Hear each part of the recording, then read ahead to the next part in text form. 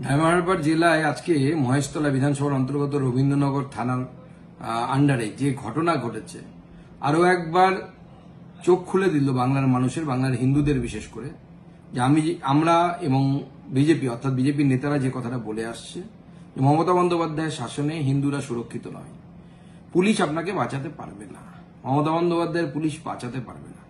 আজকে তুলসী গাছ তুলে ফেলাকে কেন্দ্র করে যে গন্ডগোল, যে সাম্প্রদায়িক দাঙ্গা শুরু হলো, দাঙ্গা বলা ঠিক নয়, একতরফা মুসলমানরা হিন্দুদের বাড়িঘর ভেঙেছে, হিন্দুদেরকে মেরেছে, এমনকি পুলিশকে পর্যন্ত ছাড়েনি।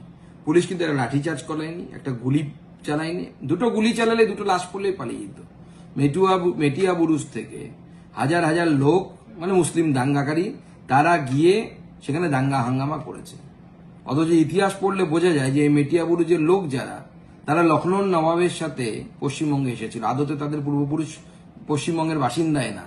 আজকে পশ্চিমবঙ্গের বাইরে থেকে এসে তারা পশ্চিমবঙ্গের হিন্দুদেরকে তাদের ঘরছাড়া করছে। বাঙালি ভাবুন, আগামী দিনে আপনাদের চরম বিপদ অপেক্ষা করছে যদি না সচেতন হন।